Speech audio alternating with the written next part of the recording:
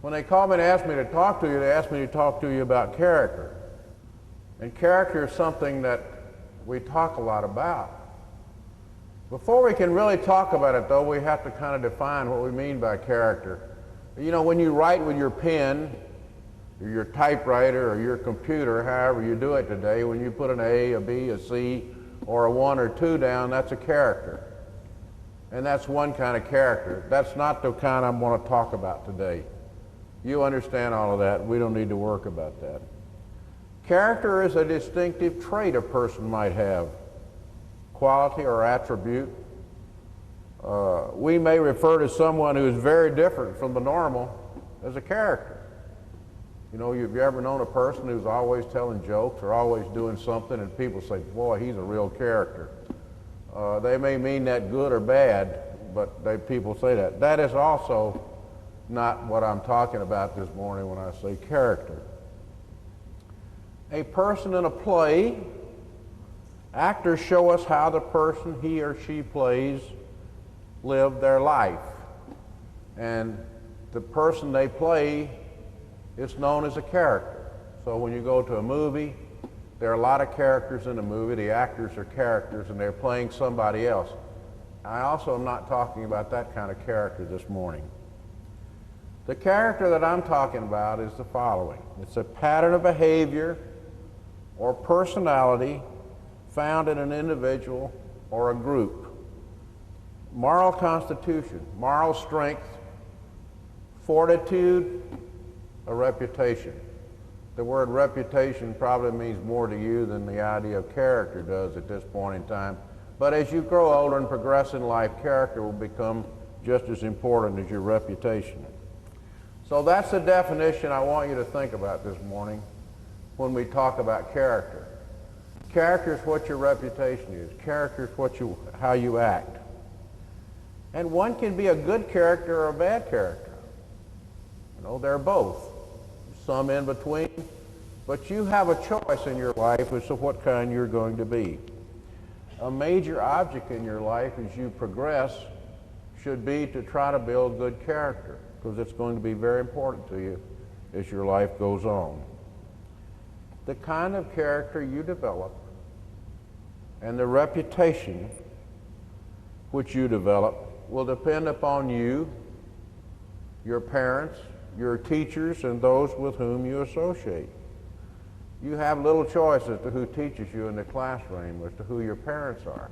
But you do have a choice as to who you choose for friends. And bad characters tend to find bad characters. Good characters tend to find good characters. My point is choose your friends carefully. They can be very important to me. Your choice in information can be learned in many ways, from teachers, from parents, from examples. So you will learn as you go along your life what is a good character and what is a bad character or a characteristic. But in the end, no matter how good the guidance you receive is, whatever the advice you're given is, the choice to accept what you are shown is yours. And you alone, in the end, you can learn what not to do as well as what to do as you progress through life. I believe that everyone has to make some decisions as they develop their character. And if a good character is your goal, you have to believe in something. You cannot, it just doesn't come. You learn to build good character. And you have to decide what you're going to believe in. So let me talk about 2 or 3 things this morning, and there are probably many others that your teachers and parents can add throughout your life, but I think these are really important ones. If you believe telling the truth is important in your life, then you have made a pretty good step toward building good character. It tells me and other people who know you that you are dependable if you tell the truth. You know, you tell the truth when it's right even if it hurts you, even if it's something you did not want people to know about. Someone has once said that the truth smells, and it smells worse the longer it remains hidden. The beauty about telling the truth is that you don't have to remember what you said, because the truth is the same today, it will be the same tomorrow, and the day thereafter. If you tell a lie, then you must remember the lie so you can always cover it up the same way. And I can guarantee you, after living through my life and seeing a lot of people, I've never found anybody that could do that every day. So remember that point. The truth is the same today and every day, and if you tell the truth, you won't have to try to remember what you said, because you'll remember it is the truth. And I think that's a very important characteristic that you must create as you go through your young life and grow to adulthood. If you take pride in your own work and believe others should do the same, you again have made a good step toward building a good character. I would encourage you to assist others when you have the capability to do so. It is right to help others, and you should do so when you can. But when you take the exam, you do your work. You don't do somebody else's work, and you don't help somebody else do their work on the exam. If your homework is done by someone else, the exam's going to be a real problem. You may help somebody, show them how, but if it's not your work in the end, it's not something you're going to gain from. Real friends do not ask others to do their work for them. If you think your friend wants you to cheat for him as a friend, you better reconsider. Because a real friend will not ask you to do those sort of things for them. They're not real friends. So make sure when you pick your friends, you think about who they are. If you believe that obtaining your belongings through hard work and gifts, whatever your mother and father, your grandparents, even your friends give you, is the way to live, again, you've made a big step toward being a good character. Because you get it by your hard work. You get it because you had the vision to go do something about it. Often you earn hard lessons through examples in your life. I'll give you two in my life. When I was about your age, I lived near a little store. It wasn't a Walmart like it is today, but a small store. The family lived in the back of the store. It was about a block from where I lived, and they had a young son who was a little younger than I was. Well, the proprietor of the store, the man who ran the store, and his wife were away one day, and the son and I went in, and we were pretty hungry, so we basically stole a little cheese and crackers. It doesn't sound like much, does it? Well, it bothered the old man pretty bad when he got back, and he got to my father and mother, and they didn't think it was a very good idea either. And by the time that episode was over, I'd learned indelibly in my life that I don't get it that way. I think I learned more from having done something bad and getting it corrected than I probably did from just talking about it. You remember the lessons of life, and you hope that somebody will have the discipline and be willing to tell you when you're wrong. You know, as young people, having the ability to see what's right and wrong sometimes is difficult. It was just hungry. I wanted a piece of cheese. You know, what was wrong with that? Well, what was wrong with it was that it wasn't given to me lawfully, and I was taking something that wasn't mine. But I had to have my dad reinforce that pretty clearly, that what was wrong. So your mom and dad sometime may be pretty tough on you, but you'll grow up one of these days and find out that they were really doing what was right. When I was in high school, or about a freshman, I went in a store with a friend of mine one day, and he came out and he had a toy pistol which he had picked up and put in his pocket, and I knew he didn't pay for it. And that bothered me a lot. And so I said, look, you can't do things like that. But I didn't tell anybody about it. I just lived with it. And then I went to a store with him one more time, and he did the same thing in the drugstore and stole some pencils. And I had to make a choice. Is this a friend or not a friend? You know, because what I saw was that if I'm going to live around people that act that way, how am I going to be considered? How's my character going to be measured? By what I do or by what my friends do? And it can be measured by both. So I said, look, I'm not going into any more stores with you. Maybe I should have told the proprietor of the store, but I didn't do that. I don't know if I did it right or did it wrong, but it certainly gave me an indelible view of what it meant to get it yourself. Another incident. I was working at a clothing store in Fayetteville at the time, and the man who ran the clothing store smoked. And he told me to go over to the drugstore and get him a pack of cigarettes. Now, I'm about 19 now, I guess, 18 maybe. And I said, I can't do that. You know, I'm working for him, and he's telling me to do that. And he said, why can't you do that? I said, because if I go buy a pack of cigarettes, they will tell everybody in town that I'm a smoker. And I don't want to be known as a smoker. You know, again, you develop things like that in your life as to how you're going to answer. What you do as you grow is you develop something we call a conscience. How many of you know what a conscience is? Everybody, most everybody does. Well, you develop a conscience. It's something inside of you that tells you this is right or this is wrong. And that conscience becomes a very important thing in your life. And you hope that you'll develop one, and I think you will if you pick up the kind of principles I've been telling you that'll let you know this is not right. This is not the thing to do. You know, that's what you really want to do in life, is develop that conscience that makes your character stand out. The difference between right and wrong, you have to decide. You're going to be in many situations where nobody else can make that decision but you.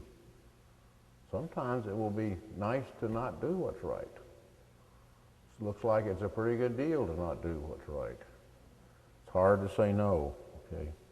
In the military, we had the same problems of all people as to how to train and teach young people, because the military is always a group of young people. They come in at about 18 or 19 years old. They're going to be given some very difficult jobs. And we want them to understand what we mean by character. The Navy and the Marine Corps picks 3 words that we try to teach young people as to what they need to be good characters. The first word is honor. The second word is commitment. And the third word is courage. We don't try to teach them 10 pages, just 3 simple words. Honor, I think all of you have a pretty good idea by this time in your life what it means. Like I said, it means you tell the truth. It means you treat people squarely. It means what you say, you'll back up. If you're a sailor or a Marine, if you're going into battle, you'll stand by your buddies. If they're wounded, you'll pull them out. You live an honorable life. You don't lie, you don't cheat, you don't steal. Are we 100% successful? No. No one is ever much 100% successful in building good character in life, but you got to keep trying. And we do a pretty good job. Most of them follow. Now let's talk about that word commitment. When you're committed to do something, that means you'll put the work, the effort, the vision, the thought process to do so. If you have a Marine buddy that's being pinned down by sniper fire, you're committed to support him. You don't run away, because your life's going to depend on him next time. And if you don't have the commitment and the courage to support him, you're not going to be a very good Marine. You're not going to be a very good soldier either, or sailor. So commitment, your willingness to stay and do. And courage, you can't have character without courage. No one can. It's really the person has to have courage to do what is right. Because unfortunately, our world will try to train you to do what is wrong. And you individually have to grow the courage to be able to do what is right. Now, I'm about through, but what I'm going to tell you next, I want you to remember. You know, what is character again? I'm going to define it a little differently. Character is how you act when nobody is watching. Think about that. If you have good character, you're going to act the same way whether I'm watching you or I'm not watching you. Whether your mom's watching you or your dad's watching you or nobody, you've got to do what you think is right. And in my judgment, that is what character is all about. How do we act? How do we try to do what is right? Doesn't mean we won't sometimes do what is wrong, because we probably will. But when you can turn away when the opportunity to lie will not be discovered, that's what I'm talking about. When you can turn away when the opportunity to steal will not be known. When the opportunity to cheat is not accepted, even when you will know you will not be caught. Again, I want to repeat it because I think it's very important. You have character when you always follow your beliefs and act as if no one is watching you. You can keep that thought in mind. It might be helpful to you. Now I want to talk to you a little bit about what you are and when you leave here, high school, and go on in the world. You could say, gee, I'm from a small town and there's a big world out there. How will I be able to make it? And that's the way I felt. I thought, man, I'm going to a big school. I've never been away from home before. First time I ever rode in an airplane was when I went off to the Naval Academy in Annapolis, Maryland. It's hard for you to conceive of that, but I was about 19 years old, and the first time I'd ever been on an airplane, and walked into Washington, D.C. and caught a bus over to Annapolis. As I look back at it, I'm surprised I figured out how I don't make it, but I did. And I got there, and we were in school, a fairly large number of young men at the time, boys and girls both go there now. And I thought, well, they'll be very smart, and I won't have the ability to do as well as they did. But it didn't take me too long to find out that I got a pretty good education in Fayetteville, Tennessee. And I'd learned to work. My mother was a pretty tough lady. She had a switch kept up on the refrigerator, and she meant for me to toe the line. The biggest thing she did for me was she taught me how to study. When I got into first grade, she'd put me at the kitchen table at night and make me study for 2 hours, and it didn't make any difference whether I had any homework or not. Now, let me tell you, that wasn't much fun, but she had a vision that I was going to school. Nobody in her family had ever gone through college, and she had not been able to because her father had died when she was 12, and she had to stay and help the family. But her vision was I was going to make it. Now, I wasn't too happy with her when I was 6 or 7 because I thought she was restricting my life. But at 70, I know one of the major reasons that I had a little success was because she wanted me to. She pushed me. So sometimes when mom and dad are trying to build your character and move you along the wrong way, you're going to be upset about it. They're going to say, you shouldn't see that movie, or you shouldn't do this. And you're going to say, well, that's old-fashioned, you know, I shouldn't, and they are too old to know that. But that's the kind of advice you're going to get that builds your character. But back to where I was. But I found out after about a year that the things I'd been taught in school, by my parents, by the people in this community, had given me a pretty good start on character. The honor code at the Naval Academy says you won't lie, cheat, or steal. Well, they didn't have to teach me that. You know, I had figured that out by the time I got through high school here, that that wasn't the way to act.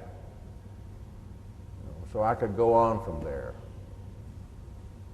The point I'm trying to make with you is no matter where you're going to go in this world, what you're learning today is setting the example of what you're probably going to be tomorrow. You can always change what you are if you want to. You can always make it better. But you're on the path today. So don't think that someday I can start and build good character. You build it from the beginning. You learn a little every day with every mistake you make, with every person you watch.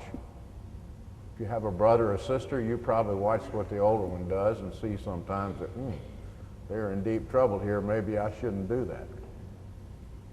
I have 4 children. The oldest one was not a very good student because he didn't study very hard, and there's nothing I could do to get him to figure out to study. But his younger brother watched this process, and he became a really good student. Now, the older boy did pretty well before it was all over, but it took him 26 years to get there. And he's a doctor today and doing well. The younger boy went right on through quickly. His sisters learned from him as well. So watch what's going on in the family too. There's a lot of things that you want to observe there and set the pace if you can. But you can do what you want to in this world. But your great start on it will be the kind of character you build at home, in this school, in this community, no matter where you go. So I hope you will remember that you have character when you always follow your beliefs and act as if no one is watching you. Best of luck to all of you.